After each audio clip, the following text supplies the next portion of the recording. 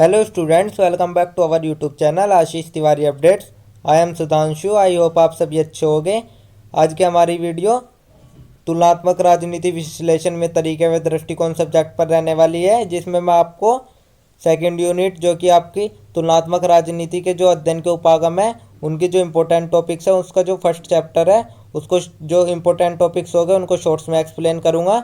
इससे पहले की वीडियो में हमने इस सब्जेक्ट के फर्स्ट यूनिट तुलनात्मक राजनीति की समझ चैप्टर थे, जो इम्पोर्टेंट टॉपिक्स थे उनको शॉर्ट्स में एक्सप्लेन किया था। अगर आप हमारे चैनल पर फर्स्ट टाइम विजिट कर रहे हो तो चैनल को ज़रूर सब्सक्राइब कर लीजिए, जिससे आने वाले और चैप्टर्स की वीडियो की नोटिफिकेशन आपको टाइम पर मिले। तो आज की वीडियो में हम बीए ऑनर्स राजनीति विज्ञान जो कि आपका सेमेस्टर सेकंड जो कि आपका DSC 5 का सब्जेक्ट है तुलनात्मक राजनीति विश्लेषण में तरीके व दृष्टिकोण, जो कि आपका फोर्थ क्रेडिट का कोर्स है, उसकी जो आपकी सेकंड यूनिट है जो आपकी तुलनात्मक राजनीति के अध्ययन के उपागम है उनका जो इम्पोर्टेंट टॉपिक्स हो गए उसका जो फर्स्ट चैप्टर है उसके जो इम्पोर्टेंट टॉपिक्स है उनको हम शॉर्ट्स में एक्सप्लेन करेंगे। इससे पहले की वीडियो में हमने इसकी फर्स्ट यूनिट तुलनात्मक राजनीति की समझ को देखा था। आज की वीडियो में हम इसकी सेकेंड यूनिट का फर्स्ट चैप्टर कवर करेंगे। तो चलिए शुरू कर लेते हैं। तो जो आपकी सेकंड यूनिट रहने वाली है वो रहने वाली है तुलनात्मक राजनीति अध्ययन के उपागम। जो आपकी तुलनात्मक राजनीति है उसके अध्ययन के क्या क्या उपागम है उसको हम सेकंड यूनिट में पढ़ेंगे, जिसका आपका फर्स्ट चैप्टर आता है। इसमें हम पढ़ेंगे संस्थागत उपागम, प्रणाली उपागम, संरचनात्मक, कार्यात्मक उपागम। इसमें हम टोटल 3 प्रकार के उपागम के बारे में पढ़ेंगे।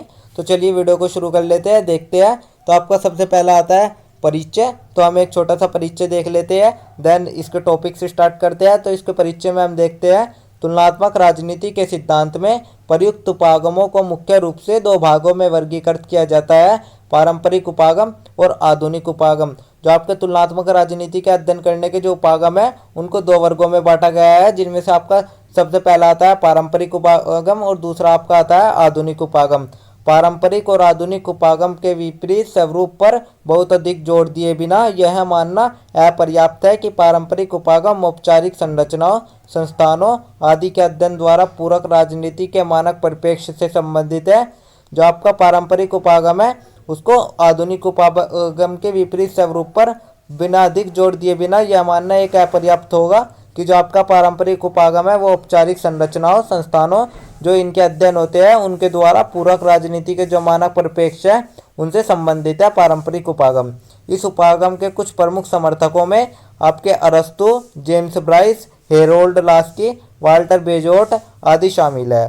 सामाजिक विज्ञान में व्यावहारिक क्रांति ने राजनीति विज्ञान में पारंपरिक तरीकों पर आघात किया और तुलनात्मक शोध में वैज्ञानिक मानदंडों की आवश्यकता पर बल दिया। जो आपका सामाजिक विज्ञान है उसमें जो आपकी व्यावहारिक क्रांति है उसने जो राजनीति विज्ञान में पारंपरिक तरीके हैं उन पर आघात किया, और जो आपका तुलनात्मक शोध है उसमें वैज्ञानिक मानदंडों की आवश्यकता पर अधिक बल दिया गया।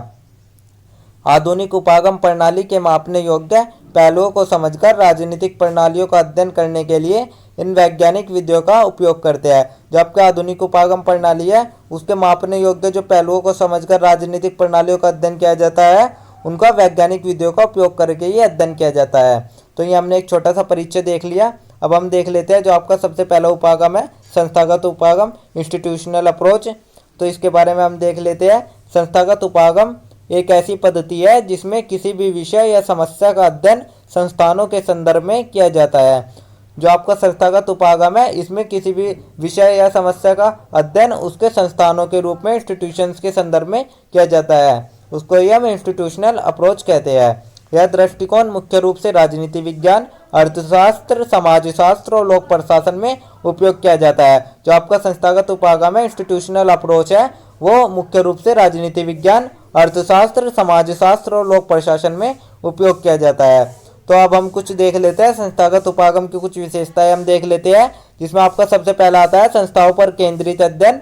यह विधि समाज में मौजूद संगठनों, सरकारी निकायों, न्यायपालिका, विधायिका, कार्यपालिका, राजनीतिक दलों, नौकरशाही आदि पर ध्यान केंद्रित करती है।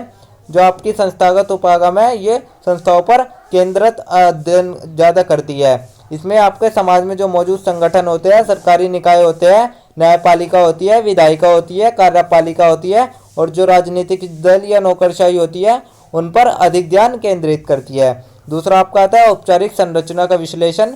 इसमें संस्थानों की संरचना, कार्यप्रणाली, नियम, परंपराएं और प्रक्रियाएं शामिल होती है। संस्थागत उपागम के अंतर्गत हम जो संस्थानों की संरचना होती है, कार्यप्रणाली होती है, नियम होते हैं, परंपराएं और प्रक्रियाएं होती है, उनका अध्ययन करते हैं। थर्ड आपका आता है ऐतिहासिक परिप्रेक्ष्य। संस्थागत उपागम किसी संस्थान के उद्भव, विकास और उसके ऐतिहासिक योगदान का अध्ययन करता है। जो आपका संस्थागत उपागम है वो किसी भी संस्थान का क्या उद्भव रहा है, उसका विकास कैसे हुआ है और उसका ऐतिहासिक योगदान क्या रहा है, उसके बारे में हम संस्थागत उपागम के अंतर्गत पढ़ते हैं। फोर्थ आपकी जो विशेषता आती है वो आती है व्यवहार की अनदेखी। यह दृष्टिकोण मुख्य रूप से संस्थानों के औपचारिक पक्ष पर ध्यान देता है और व्यक्तियों के व्यवहार को कम महत्व देता है। जो आपका संस्थागत उपागम है ये संस्थानों के औपचारिक पक्ष पर अधिक ध्यान देता है और जो व्यक्तियों के व्यवहार है उनको कम महत्व देता है। फिफ्थ आपकी जो विशेषता आती है वो आती है नियम और कानून आधारित। इसमें संस्थानों के कामकाज को कानूनी और संवैधानिक दृष्टिकोण से देखा जाता है। जो आपका संस्थागत उपागम है इसमें जो संस्थानों के कामकाज होते हैं उनको कानूनी और संवैधानिक दृष्टिकोण से देखा जाता है। तो ये तो हमने देख लिया संस्थागत उपागम की कुछ विशेषताएं। अब हम देख लेते हैं संस्थागत उपागम के क्या लाभ है, इनसे हमें क्या बेनिफिट है। तो इसमें आपका सबसे पहला आता है यह संगठनों और संस्थानों की भूमिका को स्पष्ट रूप से समझने में मदद करता है। जो आपके विभिन्न प्रकार के संगठन होते हैं, संस्थान होते हैं, उनकी जो भूमिका होती है उनको स्पष्ट रूप से समझने के लिए संस्थागत उपागम बहुत अधिक उपयोगी साबित होता है। दूसरा आपका जो बेनिफिट आता है वो आता है सरकारी नीतियों और प्रशासनिक प्रक्रियाओं का अध्ययन करने के लिए। जो आपकी सरकारी नीतियाँ होती है, प्रशासनिक प्रक्रिया होती है, उनका अध्ययन करने के लिए संस्थागत उपागम बहुत अधिक उपयोगी है। थर्ड आपका जो बेनिफिट आता है वो आता है कानून और संवैधानिक ढांचे को समझने के लिए। जो आपका कानूनी और संवैधानिक ढांचा होता है उसको समझने के लिए संस्थागत उपागम बहुत अधिक उपयोगी है। तो ये हमने संस्थागत उपागम के कुछ लाभ देख लिए। अब हम संस्थागत उपागम की कुछ सीमाएं देख लेते हैं। इसमें आपके सबसे पहले आती है यह समाज में व्यक्तियों और उनके व्यवहार को नज़रअंदाज करता है। जो आपका संस्थागत उपागम है ये समाज में व्यक्ति और उनके व्यवहार को नज़रअंदाज करता है और संस्था पर अधिक ध्यान देता है। सेकंड आपका आता है केवल औपचारिक संस्थानों पर ध्यान केंद्रित करता है, जबकि अनौपचारिक प्रक्रियाएं भी महत्वपूर्ण होती है। जो आपका संस्थागत उपागम है यह अनौपचारिक प्रक्रियाओं पर ध्यान नहीं देता, बल्कि जो आपके औपचारिक संस्थान होते हैं उन पर ही ध्यान देता है। थर्ड आपका आता है संस्थानों में होने वाले बदलावों और विकासशील दृष्टिकोण को हमेशा स्पष्ट नहीं कर पाता। जो आपके संस्थान में विभिन्न प्रकार के बदलाव होते हैं या कोई विकास होता है उसके दृष्टिकोण को संस्थागत उपागम स्पष्ट नहीं कर पाता है। तो हमने संस्थागत उपागम की कुछ सीमाएं देख ली। हमने यहाँ पर संस्थागत उपागम को देख लिया। अब हम आपका दूसरा उपागम देख लेते हैं जो कि आपका आता है प्रणाली उपागम, सिस्टम अप्रोच। प्रणाली उपागम एक वैज्ञानिक और विश्लेषणात्मक पद्धति है जो किसी भी विषय, संगठन, समाज या तंत्र को एक समग्र दृष्टिकोण से देखने पर बल देता है। जो आपका प्रणाली उपागम है ये एक प्रकार का वैज्ञानिक और विश्लेषणात्मक पद्धति है जिसके अंतर्गत हम विषय, संगठन, समाज या तंत्र उनको एक समग्र दृष्टिकोण के रूप में देखते हैं। यह दृष्टिकोण मुख्य रूप से राजनीति विज्ञान, समाजशास्त्र, प्रबंधन और प्रशासनिक अध्ययन में उपयोग किया जाता है। जो आपका प्रणाली उपागम है ये राजनीति विज्ञान, समाजशास्त्र, प्रबंधन और प्रशासनिक अध्ययन में उपयोगी होता है। इस उपागम की प्रमुख विशेषता यह है कि यह किसी प्रणाली को अलग अलग भागों में बांटकर नहीं बल्कि एक परस्पर जुड़े हुए ढांचे के रूप में देखता है। जो प्रणाली उपागम है ये किसी भी प्रणाली को तोड़ता नहीं है बल्कि सबको एक परस्पर जुड़े हुए ढांचे के रूप में देखता है। तो ये हमने सिस्टम अप्रोच के बारे में कुछ बेसिक सी बातें जान ली। अब हम देख लेते हैं जो आपका सिस्टम अप्रोच है, प्रणाली उपागम है, उसकी क्या क्या विशेषताएं हैं। उनकी विशेषताओं में हम सबसे पहले देखते हैं समग्र दृष्टिकोण। इसमें संपूर्ण प्रणाली को एक इकाई के रूप में देखा जाता है जिसमें कई भाग आपस में जुड़े होते हैं। जो आपका प्रणाली उपागम है इसमें सभी प्रणाली को एक तरीके से ही देखा जाता है। जो आपके विभिन्न प्रकार की प्रणाली होती है, विभिन्न प्रकार की इकाई होती है, उनको एक ही इकाई के रूप में देखा जाता है जिसमें कि आपके कई भाग आपस में जुड़े हुए भी होते हैं। इनपुट आउटपुट प्रक्रिया, यह प्रणाली की कार्यप्रणाली को इनपुट, प्रोसेसिंग, आउटपुट और फीडबैक के माध्यम से समझता है। जो आपकी प्रणाली उपागम है ये जो आपकी प्रणाली है ये कार्यप्रणाली को इनपुट, प्रोसेसिंग और जो आउटपुट है और फीडबैक है उसके माध्यम से समझता है। थर्ड आपका आता है परस्पर संबंध। प्रणाली के सभी घटक एक दूसरे पर निर्भर होते हैं और किसी एक में बदलाव आने पर पूरी प्रणाली प्रभावित होती है। जो आपकी प्रणाली उपागम है इसके अंतर्गत जो प्रणाली के सभी घटक है वे एक दूसरे पर निर्भर होते हैं और किसी एक में बदलाव आने पर पूरी प्रणाली प्रभावित होती है। जो आपका प्रणाली उपागम है इसमें सभी घटक एक दूसरे पर निर्भर होते हैं और अगर एक में भी कोई भी बदलाव आता है तो आपकी पूरी प्रणाली प्रभावित होती है। फोर्थ आपकी जो विशेषता आती है वो आती है पर्यावरण से संपर्क। कोई भी प्रणाली बाहरी पर्यावरण से प्रभावित होती है और उसमें समायोजन करती है। फिफ्थ आपकी विशेषता आती है गत्यात्मकता। यह दृष्टिकोण मानता है कि प्रणाली स्थिर नहीं होती बल्कि यह समय के साथ बदलती और विकसित होती रहती है। जो आपका प्रणाली उपागम है ये कहता है कि जो प्रणाली होती है वह स्थिर नहीं होती है बल्कि जो समय होती है उनके साथ परिवर्तित होती रहती है और विकसित होती रहती है। तो ये तो हमने कुछ प्रणाली उपागम की कुछ विशेषताएं देख ली। अब हम देख लेते हैं जो प्रणाली उपागम है उसके मुख्य तत्व क्या है। उनके मुख्य तत्व में सबसे पहला आपका आता है इनपुट।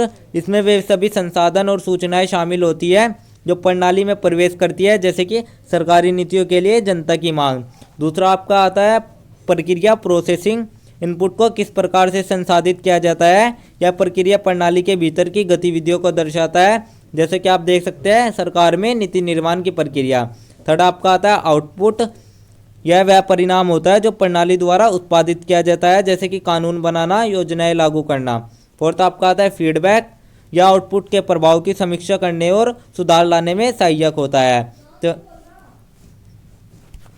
तो ये तो हमने कुछ इसके मुख्य तत्व देख लिए। अब हम देख लेते हैं प्रणाली उपागम के लाभ। यह किसी भी संगठन या शासन प्रणाली को समग्र रूप से समझने में मदद करता है। जो आपका प्रणाली उपागम है ये कोई भी संगठन या शासन प्रणाली होती है उसको समग्र रूप से समझने के लिए प्रणाली उपागम उपयोगी साबित होता है। दूसरा यह प्रक्रियाओं के बीच परस्पर संबंध को स्पष्ट करता है। थर्ड आपका किसी भी प्रणाली के कार्यों का वैज्ञानिक और तार्किक विश्लेषण करने में सहायक सिद्ध होता है प्रणाली उपागम। तो अब हम देख लेते हैं प्रणाली उपागम के लाभ तो हमने देख लिया। अब हम देख लेते हैं प्रणाली उपागम की सीमाएं, जिसमें आपका आता है यह जटिल प्रक्रियाओं को सरल रूप से नहीं समझ पाता। जो आपका प्रणाली उपागम है ये जटिल प्रक्रियाओं को सरल रूप से नहीं समझ पाता है। दूसरा बाहरी कारकों और मानवीय पहलुओं को पूरी तरह नियंत्रित नहीं कर पाता है प्रणाली उपागम। थर्ड प्रणाली उपागम सामाजिक और राजनीतिक तंत्र हमेशा तार्किक नहीं होते, जिससे कभी कभी यह मॉडल सटीक नहीं बैठता है।